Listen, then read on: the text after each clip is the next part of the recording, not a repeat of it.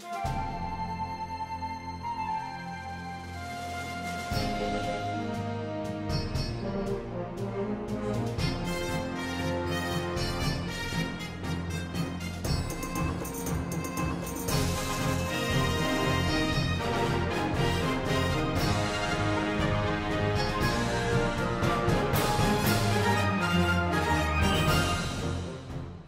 to the Liberty Insider. This is your program bringing you everything that matters on religious liberty. Everything.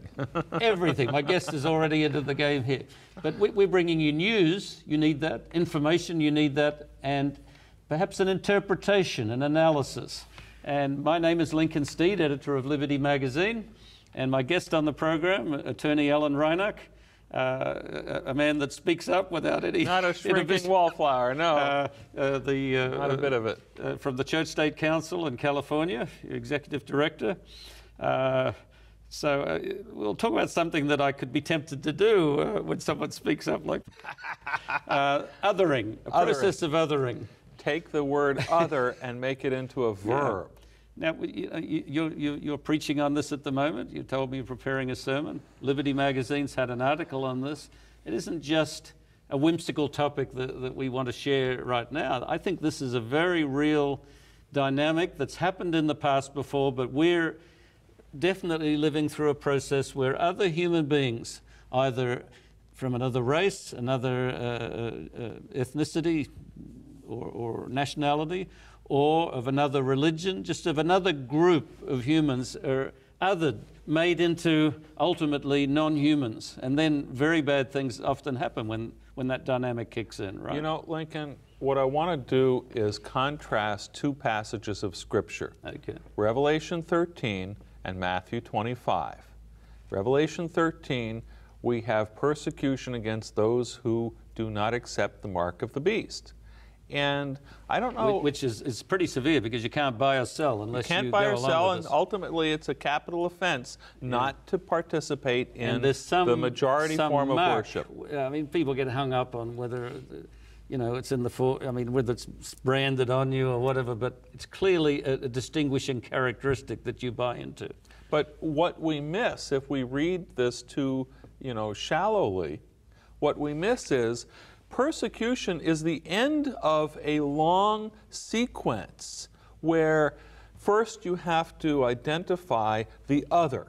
The other becomes the scapegoat. Well, can I quote Ellen White, an early writer of our church, and I can't memorize it, I haven't memorized it exactly, but she says, talking about persecution, she says, other than, you know, people give in, other than expose themselves to derision, insult, threatened persecution and death. There's a progression, and it usually starts with, you know, you're not part of the in crowd, and then very cutting insults, then maybe legal action and all the rest. But it's a process. Right. Othering is not just instantly you're someone else. Okay, it's a dynamic that has to be worked through. In American life, we other in many different ways. You know, I grew up in New York City. I was a big fan of the New York Mets. Yeah. We had a big rivalry. I was a Knicks fan. Rivalry between the Knicks and the Lakers, and the Knicks and the Celtics. You know, we other based on our allegiance to our sports teams. Yeah. Now, this may seem trivial, but of course we also other. We identify ourselves, oh, I'm a Southerner, I'm a Yankee, I'm a Texan, you know, geographically and by ethnicity. And of course by nationality. I'm an American. So we tend to define our own identity in a way that excludes others. Well, I mean, as we get into this, and I agree with you, we need to say there's if not a good, then a natural element to it. I think in modern society, what we're really searching for is a sort of a tribal identity. Right. Which the tribal identification provided, we get it through other means. You could be all united by your club identity in football. So, the mark of the beast is the extreme example of what happens when we scapegoat a group of people. They're the other. They're the problem. They're the ones who are causing all the trouble in the world, and they have to be eliminated. Mm-hmm. Extreme form of othering. Now let's contrast that with Matthew 25. Matthew 25, Jesus says, inasmuch as you've done it to the least of these, you've done it to me. Yeah. Now, in the parable, the sheep and the goats, they didn't realize that they were doing it to Jesus. But of course, Jesus has pulled the curtain aside, so now we have no excuse. We've read the parable. We know that how we treat the other, the least of these is the other. It's the people that are not one of us, whoever that is. If you see somebody as beneath you, they're the other. And how we treat the other brings them into the whole. Is how we're treating Jesus. Yeah.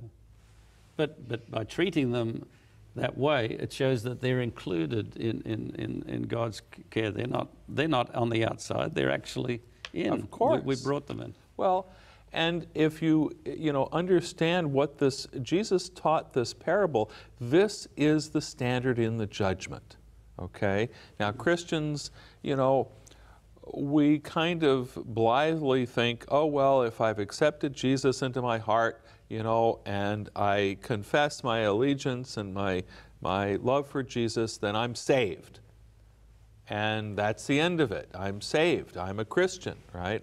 Well, Jesus tells this parable, the standard in the judgment is not whether you accepted Jesus in your heart, and I believe in all of that. Well, it's a prerequisite. But it's how you treat the least of these. Do you treat people with the kind of respect and courtesy, kindness and compassion as if they were Jesus? Yeah. It's a judgment parable. That's what it is. And it's the opposite of othering. Because we all have various kinds of biases.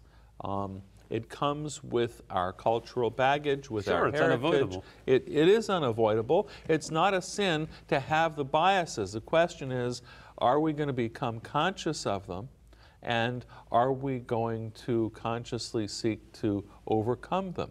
Our natural tendency... Yes, I do. I'm glad you said that, because I think we need to overcome or transcend them, maybe is a better word. Yeah. Because, Paul says that there is in Christ now neither Jew nor Gentile, male nor female, slave nor free. We're all in the common brotherhood of man. We need to hang on to that thought, I think. We also need to reject the politics of othering, because politics is all about creating enemies, creating dangers, selling fear. The liberals are going to get us, the conservatives are going to get us, those wacko fundamentalists are going to get us, or the immigrants are the problem, or the Muslims are the problem, or somebody else is the problem, and you need to vote for me because I'm going to deal with the problem. We're selling fear, and well, at the moment, we're selling the situation in the U.S. troubles me, and I'm not sure anybody's thought it through. We're all but war with the Iranians. We're even threatening for the first time Saudi Arabia. We're talking up China as an existential enemy. Russia. I mean, who's North Korea? Even Australia got into trouble. So, but Canada is a threat to national security. Canadian steel, anyway. My life's not been very successful, but I've even thought several times it's not good on a personal level to have a war on too many fronts. You can't fight everybody. Well, we're in the process of... I've said for years, you have to choose your battles. Yeah, so we're in the process in the U.S. as a nation, like it or not, because we don't control it individually very much, but we're in the process of othering everybody else. And the suspicion and the antagonisms that come as a result of that are very bad, and they're not going to play out well, both in a secular and a religious sense, because it bears on how we see fellow human beings. We've spoken in another program about the originally Protestant, but now generally Christian mindset of the populace. But how can that be sustained when enemies here, enemies there, others there? And I don't think it's by accident that within the year, I've heard open talk from people with authority that we might need to do something analogous to detaining all the Japanese, which was a great blot on the U.S. Historical record. Why would we do it again? In what situation will we detain a whole people? Look, I'm quite sure that most of our listeners who are Christian conservatives would reject the notion that they're racist, okay? Sure. I don't know, any of the folks I go to church with, nobody's going to say, yeah, No, it's the same with religious liberty. I never met anyone that says they're against religious freedom, but how they execute it is very telling often. And yet, you know, you and I have both been in circles where in you know, the name of national self-interest and all kinds of political ideas, we hear very blunt, racially insensitive positions taken. Yeah. You know, whether it's about immigrants, whether it's about demographics, and you know which population groups are reproducing faster, and what we need to do to maintain the white supremacy. Or that's not usually said that openly. I have heard it said quite openly in events that you and I have both attended. Yeah.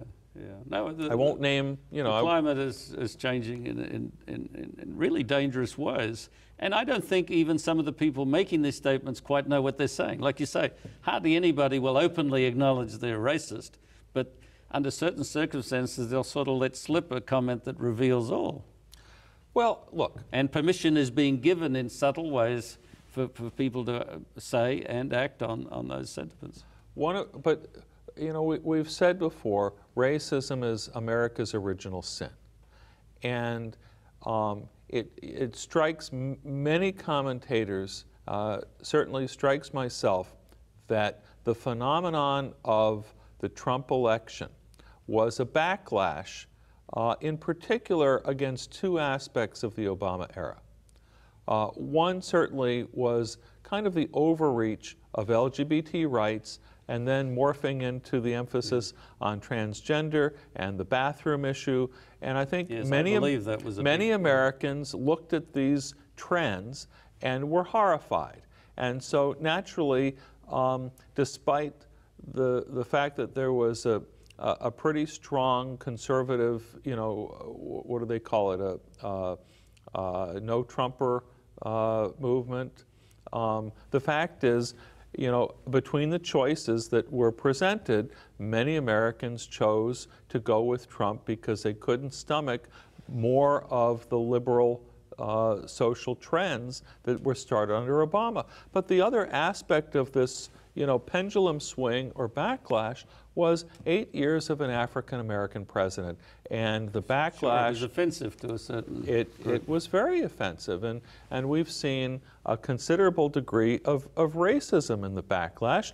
And one of the things that, you know, I explain to liberals who don't understand how we got Trump. I explain to them why I think we got Trump. But I also like to explain to conservatives, guess what? There's life after Trump. You know, whether he gets 4 years or 8 years or whatever happens, you know, the pendulum's going to swing back the other way. And the sharper the swing in one direction, you know, there's an equal and opposite reaction. To some degree, yes. There's no question. But it's not as simple as just emphasis at the time. There's underlying, and you've alluded to it, there's underlying attitudes that have been along. And yes, I think the apparent victory over historic bias with Obama's election actually made things worse in a strange way. But you know, when it comes to othering, and you know, I like to, as I said, I like to tie this in with the mark of the beast. The problem that most Christians overlook is Jesus' comments in Matthew 24 about the end times.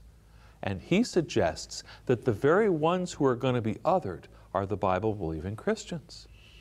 That's true, and unfortunately Left Behind and other books have sort of spun that in the wrong direction because they throw in the secret rapture. Well, they say we'll all be gone, so it won't matter. But unfortunately for them, and fortunately for God's plan to make a strong witness at the end of time, we're going to see it through, and the othering is a dynamic we will have to face.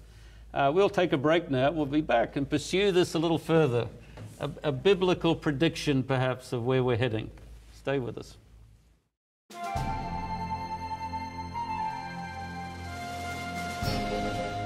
Welcome back to the Liberty Insider. Before the break with Alan Reinach, we were fully into the process of othering, but coming at it from a biblical basis. And you brought out some interesting analogies, or not analogies, they're really applications that the Revelation 13 tells us.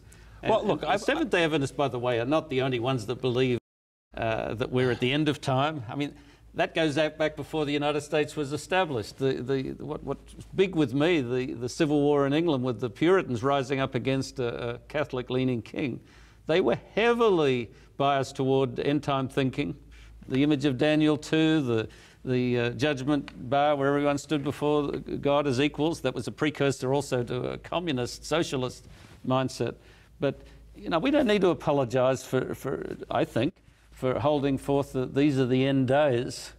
It wasn't just Francis Fukuyama analyzing secular developments and saying we're at the end of history. He just meant not the end of history, but all of the historic developments had reached their sort of full development.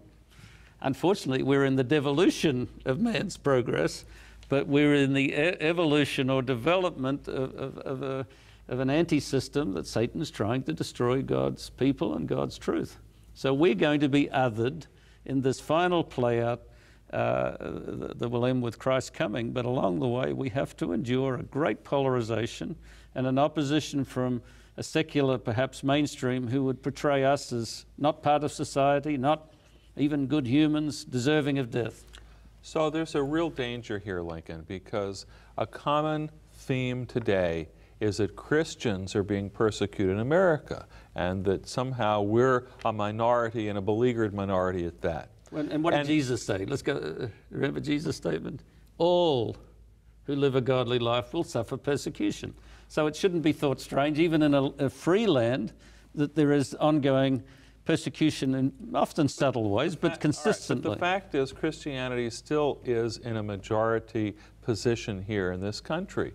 The response to the perception of being a beleaguered minority is to exercise political clout and to seek a closer affiliation with the state, to tear down the wall of separation between church and state, and to use government power as really it becomes a substitute for the power of the Holy Spirit. Well, and that's been developing at least openly since the 70s in the US, but I think it's reaching a crescendo clamor for political power to uphold, quote, Christian faith.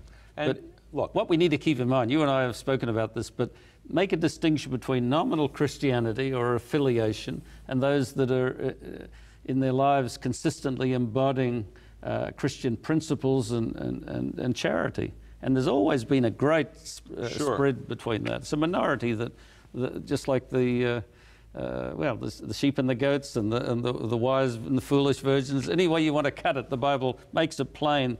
Or Gideon with the few. Many make the claim, but not many at the end of the day who are true, faithful, Bible-believing, Christ-following Christians. But so my point is, because, you know, yes, the Bible is clear that true Christians will be persecuted, and I think we need to distinguish that from the perception of Christianity in America as a beleaguered minority, because what that leads to, wrongly, is this close alliance with worldly power, with the state. Worldly power was one of the devil's temptations to Christ in the wilderness.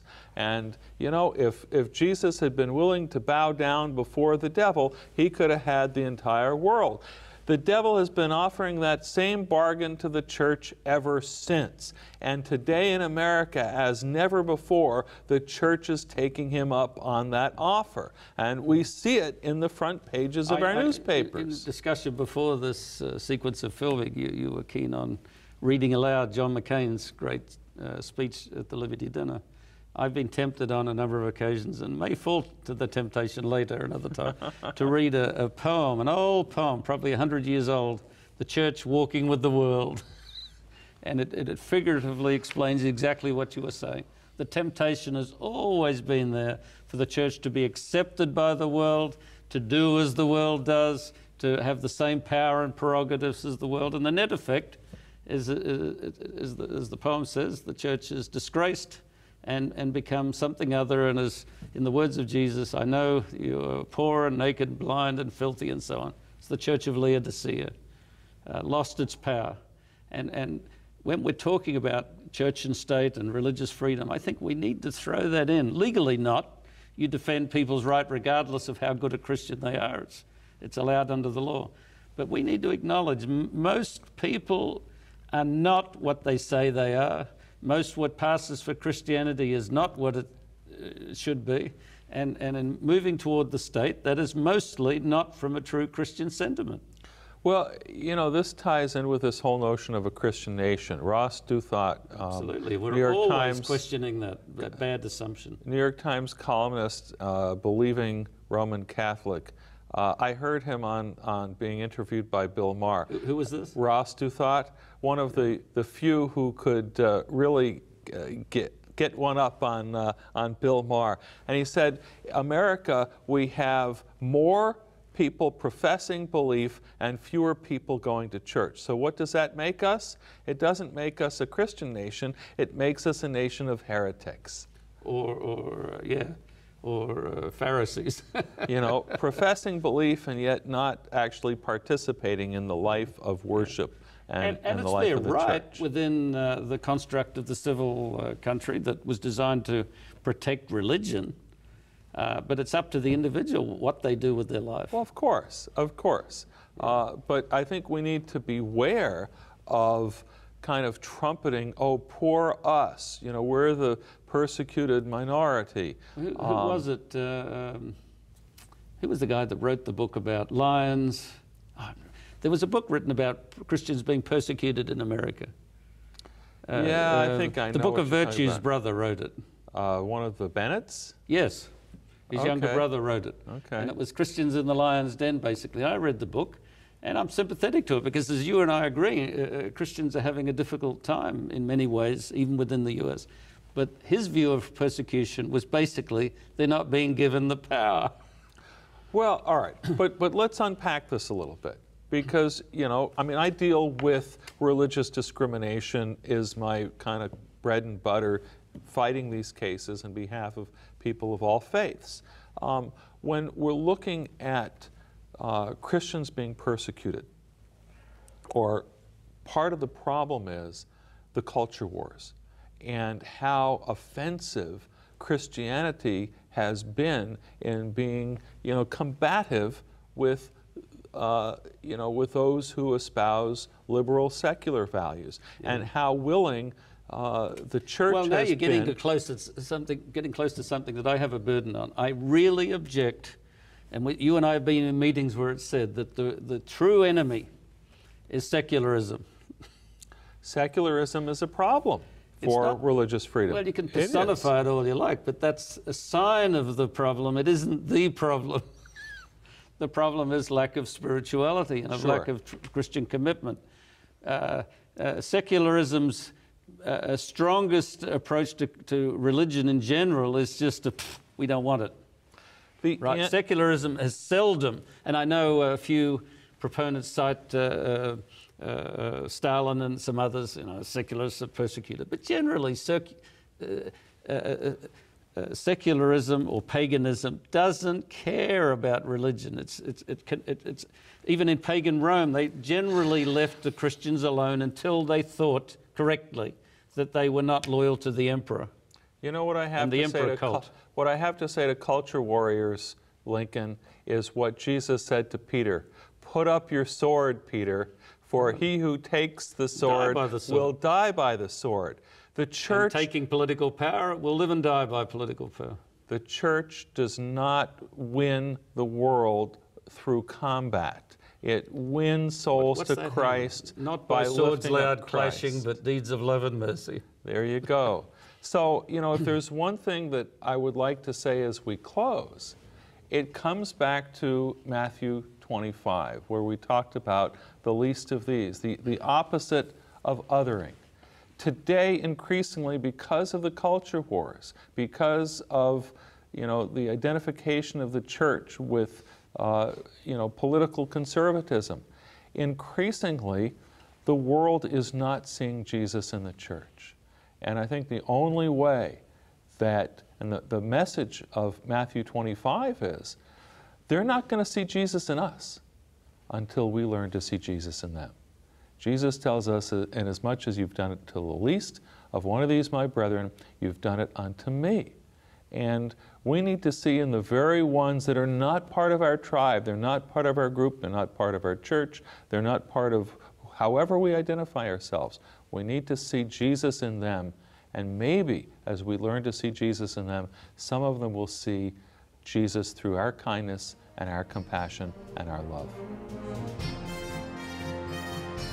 Every now and again I watch historic footage from World War II and the horrors that accompanied it. There are bodies piled like cordwood. Then back from that there are forlorn-looking Jewish German citizens with Stars of David on their chest. And then before that, the other day I saw Goebbels ranting and raving about how all of Germany's troubles had been caused by the Jews. And he said, our patience will not long last. There was a process of othering. I see it too in the West today, in the United States. Certain groups, even the media, enemy, they're being othered.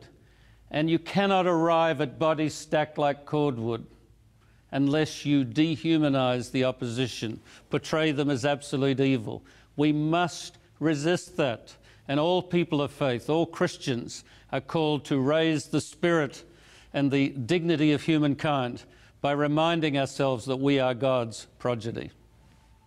For Liberty Insider, this is Lincoln Steed.